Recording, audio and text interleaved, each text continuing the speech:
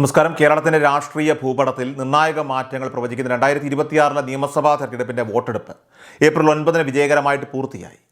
സംസ്ഥാനത്തെ 140 മണ്ഡലങ്ങളിലും വോട്ടർമാർ തങ്ങളുടെ വിധി രേഖപ്പെടുത്തി കഴിഞ്ഞു. ഭരണ തുടർച്ച തേടിയെത്തിയ LDFും നഷ്ടപ്പെട്ട ഭരണം തിരിച്ചുപിടിക്കാൻ സർവ്വസന്നാഹങ്ങളുമായിട്ട് ഇറങ്ങിയ UDFും ശക്തമായിട്ടുള്ള സാന്നിധ്യമാകാൻ ശ്രമിച്ച NDAയും എല്ലാവരും തമ്മിലുള്ള പോരാട്ടത്തിൻ്റെ ഫലം അറിയാനായിട്ട് ഇനി ചുരുങ്ങിയ ദിവസങ്ങൾ മാത്രമാണ് ബാക്കിയുള്ളത്.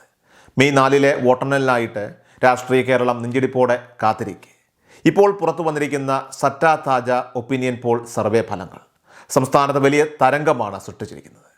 മുൻപത്തെ തെരഞ്ഞെടുപ്പുകളെയൊക്കെ തന്നെ അപേക്ഷിച്ചുകൊണ്ട് പോളിംഗ് ശതമാനത്തിലുണ്ടായ വർധനവ് ആരെ തുണയ്ക്കുമെന്ന ചർച്ചകൾക്കും ഈ സർവേ പുതിയ മാനം നൽകുന്നുണ്ട്. ഏറ്റവും പുതിയ സർവേ റിപ്പോർട്ട് പ്രകാരം കേരളത്തിൽ ഭരണമാറ്റത്തിനുള്ള സാധ്യതകളാണ് തെളിയുന്നത്. UDF സഖ്യം 79 സീറ്റുകൾ വരെ നേടി കേവല ഭൂരിപക്ഷം മറികടക്കുമെന്നാണ് പ്രവചനം. തുടർച്ചയായ 3ാം തവണയും അധികാരം നിലനിർത്താനായിട്ട് ശ്രമിച്ച LDFന് ഇത്തവണ തിരിച്ചടി നേരിടുമെന്നും അവർ 56 സീറ്റുകളിൽ ഒതുങ്ങുമെന്നും സർവേ സൂചിപ്പിക്കുന്നു. അതേസമയം നിയമസഭയിൽ തങ്ങളുടെ അക്കൗണ്ടുകൾ വർദ്ധിപ്പിക്കാൻ ശ്രമിക്കുന്ന BJP നേതൃത്വത്തിലുള്ള NDA സഖ്യം അവർ 5 സീറ്റുകൾ വരെ നേടിയേക്കാമെന്നും സറ്റ താജ സർവേ റിപ്പോർട്ട് വ്യക്തമാക്കുന്നു. കേരളത്തിലെ ഓരോ ജില്ലകളിലും നിലവിലുള്ള രാഷ്ട്രീയ സാഹചര്യങ്ങളെയും വോട്ടർമാരുടെ പ്രതികരണങ്ങളെയും ഒക്കെ തന്നെ ആഴത്തിൽ കൃത്യമായി വിശകലനം ചെയ്തുകൊണ്ടാണ് ഈ ഒരു ഫലം ഇവിടെ തയ്യാറാക്കിയിരിക്കുന്നത്. ജില്ല തിരിച്ചുള്ള വിശകലനത്തിൽ നമുക്ക് ആദ്യം പാലക്കാടാണ് സർവേയിൽ ആദ്യം പരിശോധിക്കുന്നത്. ജില്ലയിലെ 12 മണ്ഡലങ്ങളിൽ വലിയ പോരാട്ടമാണ് ഇത്തവണ നടന്നിരിക്കുന്നത്. ഇവിടെ UDF 6 സീറ്റുകൾ വരെ നേടി നേരിയ മുൻതൂക്കം നിലനിർത്താനുള്ള സാധ്യതയുണ്ട്. ഇടത് കോട്ടകളിലും ശക്തമായ വെല്ലുവിളി ഉയർത്തിയ UDF പിടിച്ചു കയറുമ്പോൾ LDF 5 സീറ്റുകളിൽ ഒതുങ്ങിയേക്കും.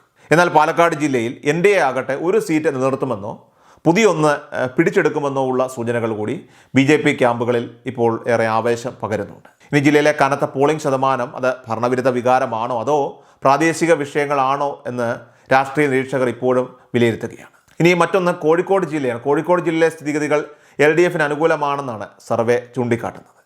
ആകെയുള്ള 13 സീറ്റുകളിൽ 9 എണ്ണം വരെ ഇടതു മുന്നണിക്ക് സ്വന്തമാക്കാനായിട്ട് സാധിച്ചേക്കും. എങ്കിലും മുൻപത്തെ കാര്യത്തിൽ ചെറിയ വിള്ളലുകൾ വീണിട്ടുണ്ട് എന്ന് സർവേ സൂചിപ്പിക്കുന്നു. UDF ആകട്ടെ ഈ ജില്ലയിൽ 4 സീറ്റുകൾ വരെ നേടാനാണ് കൂടുതലും സാധ്യത. മലബാറിലെ രാഷ്ട്രീയ ചലനങ്ങളൊക്കെ തന്നെ എല്ലായ്പ്പോഴും സംസ്ഥാന ഭരണത്തെ സ്വാധീനിക്കാറുണ്ട്. കോഴിക്കോട്ടെ വോട്ടർമാർ രാഷ്ട്രീയ ബോധ്യം പ്രകടിപ്പിച്ചപ്പോൾ UDF തങ്ങളുടെ വോട്ട് വിഹിതം വർദ്ധിപ്പിച്ചത് LDFന്റെ പല സിറ്റിംഗ് സീറ്റുകളിലും കടുത്ത പോരാട്ടത്തിന് വഴിവെച്ചിട്ടുണ്ട്. തലസ്ഥാന ജില്ലയായ തിരുവനന്തപുരത്ത് ഇത്തവണ ത്രികോണ പോരാട്ടത്തിൻ്റെ ഗന്ധമാണ് സർവേ നൽകുന്നത്. 14 സീറ്റുകളുള്ള ജില്ലയിൽ 7 സീറ്റുകൾ നേടി UDF ഏറ്റവും വലിയ ഒറ്റകക്ഷിയാകാൻ സാധ്യതയുണ്ട്. ഇടതു മുന്നണിക്ക് 5 സീറ്റുകൾ വരെ ലഭിച്ചേക്കാമെന്നും NDA 2 സീറ്റുകൾ വരെ നേടി തങ്ങളുടെ കരുത്ത് തെളിയിച്ചേക്കുമെന്നും സറ്റ താജ സർവേ റിപ്പോർട്ട് പറയുന്നു. നഗരമേഖലകളിലെ വോട്ടിംഗ് ശതമാനത്തിൽ വന്ന മാറ്റങ്ങൾ അത് NDAയ്ക്കും UDFനും ഗുണകരമായി മാറിയേക്കാം. ഭരണത്തിൻ്റെ ആസ്ഥാനമെന്ന നിലയിൽ തിരുവനന്തപുരത്തെ ജനവിധി ഗവൺമെൻറ്റിനുള്ള ഒരു റിപ്പോർട്ട് കാർഡായിട്ടാണ് ഇവിടെ രാഷ്ട്രീയ നിരീക്ഷകർ കാണുന്നത്. സാംസ്കാരിക നഗരമായ തൃശ്ശൂരിലും ഇത്തവണ അപ്രതീക്ഷിത ഫലങ്ങളാണ് പ്രതീക്ഷിക്കുന്നത്. ജില്ലയിലെ 13 മണ്ഡലങ്ങളിൽ UDF 7 സീറ്റുകൾ വരെ നേടാൻ സാധ്യതയുണ്ട് എന്ന് സർവേ പറയുന്നു. LDF ആകട്ടെ 4 സീറ്റുകളിലേക്ക് ചുരുങ്ങിയേക്കാം. എന്നാൽ തൃശ്ശൂരിൽ NDA സഖ്യം 2 സീറ്റുകൾ വരെ നേടുമെന്ന പ്രവചനം BJPക്ക് വലിയ പ്രതീക്ഷ നൽകുന്നുണ്ട്. ശക്തമായ ത്രികോണ മത്സരം നടന്ന മണ്ഡലങ്ങളിൽ നിഷ്പക്ഷ വോട്ടുകൾ ആർക്ക് ലഭിച്ചുവെന്നതിനെ ആശ്രയിച്ചിരിക്കും ഇവിടുത്തെ യഥാർത്ഥ വിജയമെന്ന് സർവേ അടിവരയിടുകയാണ്. തൃശ്ശൂരിലെ ജനവിധി മധ്യ കേരളത്തിലെ രാഷ്ട്രീയ മാറ്റത്തിൻ്റെ പ്രതിഫലനമായിട്ടാണ് കരുതപ്പെടുന്നത്. മലയോര ജില്ലയായിട്ടുള്ള വയനാട് ഇത്തവണയും UDFനൊപ്പം ഉറച്ചു നിൽക്കുമെന്നാണ് സർവേ ഫലം. ജില്ലയിലെ ആകെയുള്ള 3 സീറ്റുകളും UDF തന്നെ തൂത്തുവാരാനാണ് സാധ്യത. ഇവിടെ മറ്റ് മുന്നണികൾക്ക് വലിയ ചലനം സൃഷ്ടിക്കാൻ കഴിഞ്ഞിട്ടില്ല എന്നാണ് റിപ്പോർട്ട് വ്യക്തമാക്കുന്നത്. രാഹുൽ ഗാന്ധിയുടെ സ്വാധീനവും പ്രാദേശിക വിഷയങ്ങളുമൊക്കെ തന്നെ വയനാട്ടിൽ UDFന് വലിയ മേൽക്കൈ നൽകുന്നുണ്ട്. പത്തനംതിട്ട ജില്ലയിലെ 5 സീറ്റുകളിൽ UDF 3 സീറ്റുകൾ വരെ നേടുമെന്നും LDF 2 സീറ്റുകളിൽ വിജയിക്കുമെന്നുമാണ് പ്രവചനം. ശബരിമലയുമായി ബന്ധപ്പെട്ട വിഷയങ്ങളും വികസന മുരടിപ്പും ജില്ലയിലെ വോട്ടിങ്ങിനെ സ്വാധീനിച്ചിട്ടുണ്ട് എന്ന് സർവേ നിരീക്ഷിക്കുന്നുണ്ട്. കണ്ണൂർ ജില്ലയിൽ LDF തങ്ങളുടെ ആധിപത്യം നിലനിർത്തുമെന്നാണ് സറ്റ താജ സർവേ റിപ്പോർട്ട് വ്യക്തമാക്കുന്നത്. 11 സീറ്റുകളിൽ 8 സീറ്റുകൾ വരെ ഇടതുമുന്നണിക്ക് ലഭിച്ചേക്കാം. UDF 3 സീറ്റുകൾ നേടി ജില്ലയിൽ തങ്ങളുടെ സാന്നിധ്യം അറിയിക്കും. ഇടത് കോട്ടകളിൽ വിള്ളൽ വീഴ്ത്താൻ UDF കിണഞ്ഞ് പരിശ്രമിച്ചെങ്കിലും കണ്ണൂരിലെ സംഘടനാ സംവിധാനം LDFനെ ഒരുപക്ഷെ സഹായിച്ചേക്കാം. അതേസമയം ആലപ്പുഴ ജില്ലയിൽ 9 സീറ്റുകളിൽ 5 എണ്ണം UDFും 4 എണ്ണം LDFും പങ്കിടുമെന്നാണ് കരുതപ്പെടുന്നത്. കുട്ടനാട് പോലെയുള്ള മേഖലകളിലെ കാർഷിക പ്രശ്നങ്ങളൊക്കെ തന്നെ ഈ തെരഞ്ഞെടുപ്പിൽ പ്രതിഫലിച്ചതായിട്ടും സർവേ കൃത്യമായിട്ട് വിലയിരുത്തുന്നു. കൊല്ലം ജില്ലയിൽ 11 മണ്ഡലങ്ങളിൽ UDF 6 സീറ്റുകൾ വരെ നേടുമെന്നും LDF 5 സീറ്റുകളിലേക്ക് നീങ്ങുമെന്നും സർവേ പറയുന്നു. പരമ്പരാഗതമായിട്ട് LDFനെ തുണയ്ക്കുന്ന കൊല്ലം ജില്ലയിൽ ഇത്തവണ UDF അട്ടിമറി വിജയം പ്രതീക്ഷിക്കുന്നുണ്ട്. വടക്കൻ ജില്ലയായിട്ടുള്ള കാസർഗോഡ് ആകട്ടെ 5 സീറ്റുകളിൽ UDF 3 സീറ്റും LDF 2 സീറ്റും നേടിയേക്കാം.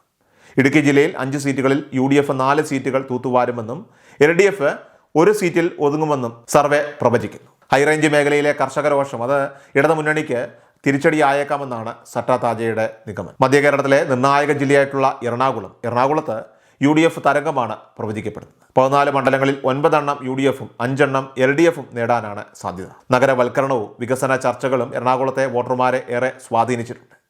ഇനി മലപ്പുറം ജില്ലയാണ്. മലപ്പുറം ജില്ലയിൽ UDF തങ്ങളുടെ കരുത്ത് വീണ്ടും തെളിയിക്കുമെന്നാണ് റിപ്പോർട്ട്. 16 സീറ്റുകളിൽ 13 എണ്ണം UDFനും 3 എണ്ണം LDFനും ലഭിച്ചേക്കാം. മുസ്ലിം ലീഗിൻ്റെ സംഘടനാ കരുത്തും UDFിൻ്റെ ഐക്യവും ജില്ലയിൽ വലിയ വിജയം ഉറപ്പിക്കുന്നുണ്ട്. കോട്ടയം ജില്ലയാണ്. കോട്ടയം ജില്ലയിൽ 9 സീറ്റുകളിൽ UDF 6 സീറ്റും LDF 3 സീറ്റും നേടിയേക്കും. മൊത്തത്തിലുള്ള കണക്കുകൾ പരിശോധിക്കുമ്പോൾ കേരളത്തിൽ UDF സഖ്യം 79 സീറ്റുകൾ വരെ നേടി അധികാരം പിടിച്ചെടുക്കുമെന്നാണ് സട്ടാ താജ ഒപ്പീനിയൻ പോൾ സർവേയുടെ അന്തിമ ഫലം. 56 സീറ്റുകളിൽ LDF ഒതുങ്ങുമ്പോൾ 5 സീറ്റുകളുമായിട്ട് NDA നിർണായക ശക്തിയാകാൻ ശ്രമിക്കുകയാണ്. ഏതായാലും വോട്ടെടുപ്പ് പൂർത്തിയായതോടെ ഇനി എല്ലാ കണ്ണുകളും മെയ് 4 വോട്ടെണ്ണൽ കേന്ദ്രങ്ങളിലേക്കാണ്. രാഷ്ട്രീയ പാർട്ടികൾ തങ്ങളുടെ വിജയ സാധ്യതകളെക്കുറിച്ച് ശുഭാപ്തി വിശ്വാസം പ്രകടിപ്പിക്കുന്നുണ്ടെങ്കിലും ജനങ്ങളുടെ യഥാർത്ഥ വിധി എന്താണെന്ന് അന്ന് മാത്രമേ നമുക്ക് വ്യക്തമാവുകയുള്ളൂ. പോളിംഗ് ശതമാനത്തിലുണ്ടായ വർധനവും നിശബ്ദ വോട്ടർമാരുടെ നിലപാടും കേരള ചരിത്രത്തിലെ തന്നെ ഏറ്റവും വലിയ പോരാട്ടമായിട്ട് ഈ തെരഞ്ഞെടുപ്പിനെ മാറ്റിയിരിക്കുകയാണ്. കേരളത്തിലെ രാഷ്ട്രീയ ഭാവി നിശ്ചയിക്കുന്ന ഈ തെരഞ്ഞെടുപ്പ് ഫലം വരാൻ ഇനിയുള്ള ദിനങ്ങളൊക്കെ തന്നെ ഏറെ നിർണായകമാണ്. വിവിധ മുന്നണികൾ പുറത്തുവിടുന്ന ആഭ്യന്തര സർവേകളും സട്ടാ താജയെ പോലെയുള്ള ഏജൻസികളുടെയൊക്കെ തന്നെ റിപ്പോർട്ടുകളും ഇത് തമ്മിലുള്ള പൊരുത്തക്കേടുകൾ പലയിടത്തും ഇപ്പോൾ ചർച്ചയായി മാറുന്നുണ്ട്. എങ്കിൽ തന്നെയും സർവേകളിൽ പ്രവചിക്കപ്പെടുന്ന UDFിൻ്റെ മുന്നേറ്റം അത് ഇടത് ക്യാമ്പുകളെ പ്രതിരോധത്തിലാക്കിയിട്ടുണ്ട്. മെയ് 4 രാവിലെ മുതൽ വോട്ടിംഗ് യന്ത്രങ്ങൾ തുറക്കുമ്പോൾ കേരളം ആർക്കൊപ്പം എന്ന് തീർച്ചയായിട്ടും രാജ്യവും ലോകവും അറിയും. അതുവരെ ചർച്ചകളും പ്രവചനങ്ങളും വിശകലനങ്ങളുമായി രാഷ്ട്രീയ കേരളം സജീവമായിരിക്കും.